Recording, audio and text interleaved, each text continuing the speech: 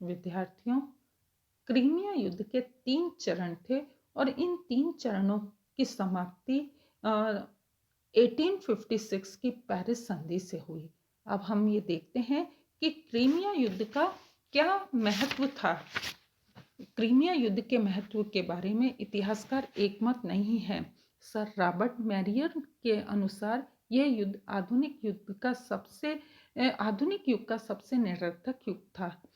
थियर्स के अनुसार यह युद्ध कुछ अभागे साधुओं को पूजा की चाबियां दिलवाने के लिए लड़ा गया था, किंतु उनके संबंध में कोई उचित व्यवस्था न हो सकी और व्यर्थ ही सैकड़ों सैनिकों का बलिदान हो गया।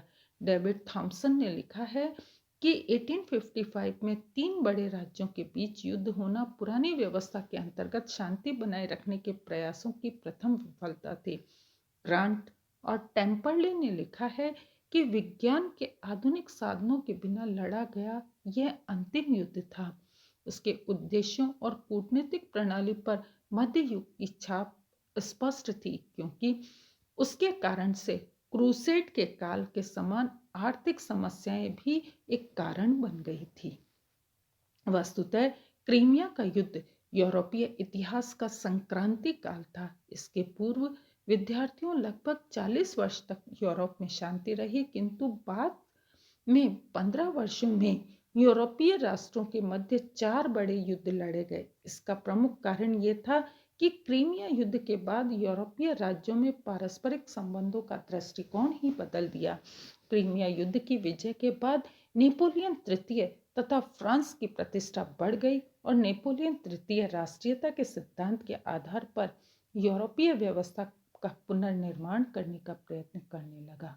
विद्यार्थियों, इधर ऑस्ट्रिया वियना व्यवस्था के आधार पर यूरोप में अपनी प्रधानता बनाए रखने का प्रयत्न करता रहा, किंतु क्रीमिया युद्ध के प्रति उसकी नीति के कारण यूरोपीय राज्यों में उसके प्रति अविश्वास उत्पन्न हो गया। क्रीमिया युद्ध के कारण यूरोप की विदेश नीति में परिवर्तन आया। रूस के ने मध्य यूरोपीय समस्याओं में अधिक सक्रिय भाग लेना बंद कर दिया। इंग्लैंड ने भी यूरोप की राजनीति में अनावश्यक हस्तक्षेप बंद कर दिया। अब यूरोपीय रंगमंच पर बिस्मार्क, कैबूर और गोर्शकोव जैसे राजनीतिज्ञों का उदय हुआ, जिन्होंने वियना व्यवस्था के प्रति कोई लगाव नहीं रखा। पेरिस की संधि पूर्व समस्या का समाधान करने का प्रयत्न किया, किंतु यह इतनी जटिल थी कि यूरोपीय राज्य इस पर एकमत नहीं हो सके। क्रीमिया युद्ध का एक उद्देश्य रूस को निर्बल बनाना था। पेरिस की संधि द्वारा उसकी प्रगति पर कुछ समय के लिए रोक अवश्य लगा दी, किंतु उसकी महत्वाकांक्षा पर रोक नहीं लगाई जा सकी।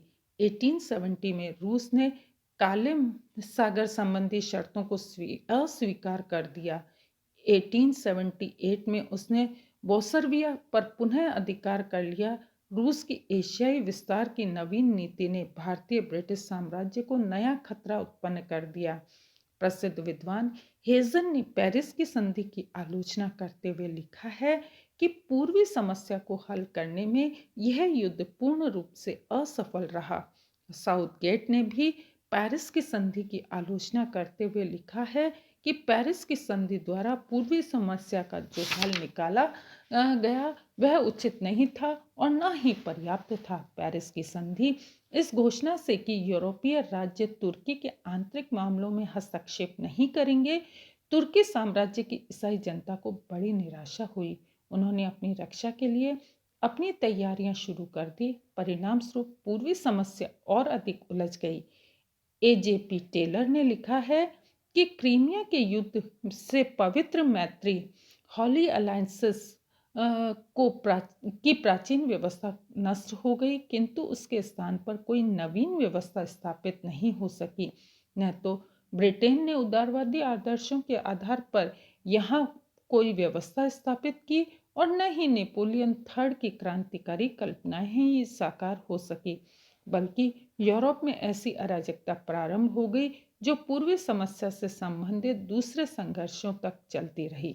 इति नमस्कार विद्यार्थियों, ये क्रीमिया युद्ध से संबंधित संपूर्ण घटनाएं और संपूर्ण विवरण हमने देखा।